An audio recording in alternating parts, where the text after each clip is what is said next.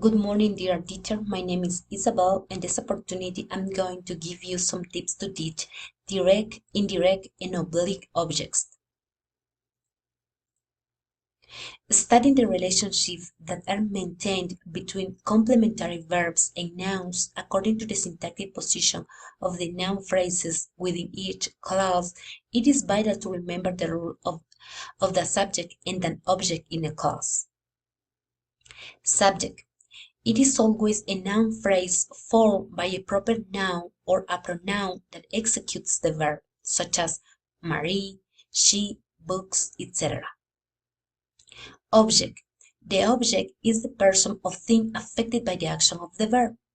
For example, I read a book. Book is the object created by the action of reading. And there are three kinds of objects: direct, indirect, and oblique. Direct object.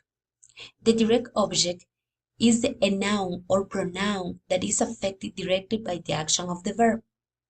The direct object follows the verb in the active clause. However, clauses function as a direct object too.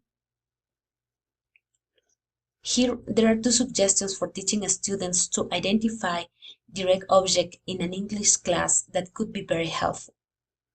First, one tip for recognizing the direct object in a clause is by finding the transitive verb and teaching students that the direct object answers the question what or whom after a transitive verb. For example, the girls collect flowers. The direct object appears after the transitive verb collect.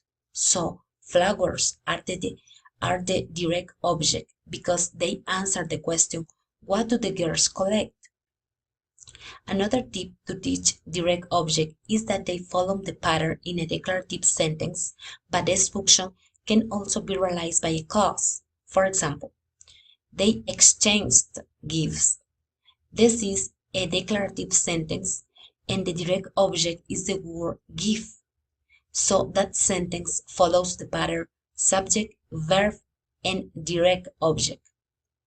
In the same way, they want to receive gifts.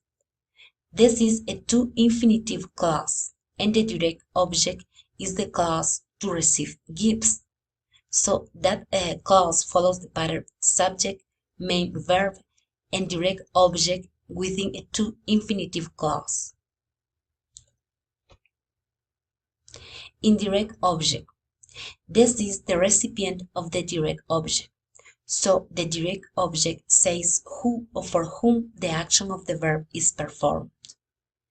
Indirect objects cannot exist in a sentence that does not have a direct object.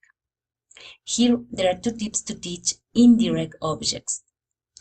An indirect object is always a noun or pronoun which is not part of a prepositional phrase, and they answer the question for whom or for what the action of the verb is performed. For example, I gave Nicholas a gift. Nicholas is the noun phrase functioning as the indirect object. Another example, I bought her flowers. The indirect object is her, so it answered the question, who did I buy flowers for? The answer is her. Another tip is that indirect objects only appear with intransitive verbs.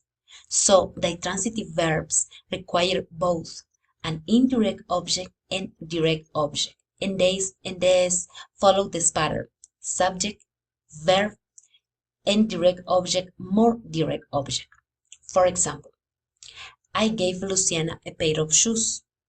The indirect object is the name Luciana, and the direct object shoes.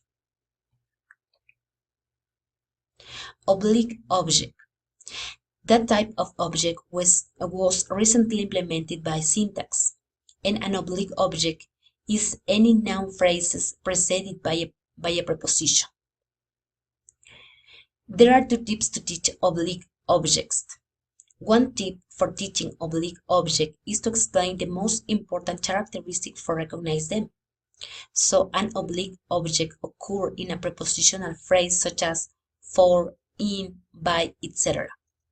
For example, I open the chest with a key.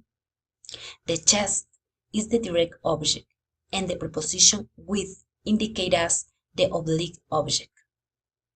Another tip for teaching oblique objects is doing students recognize the oblique object cannot get an alternate position because they doing it the clause change its sense.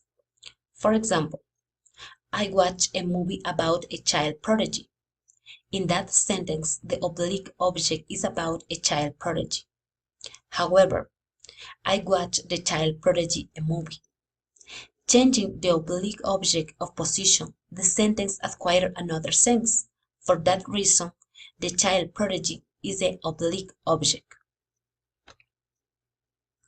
To conclude, direct, indirect, and oblique objects are complements of noun phrases in a sentence that help us to clarify our message. Therefore, these tips are intended to teach students to recognize them in an easy way. Thank you so much.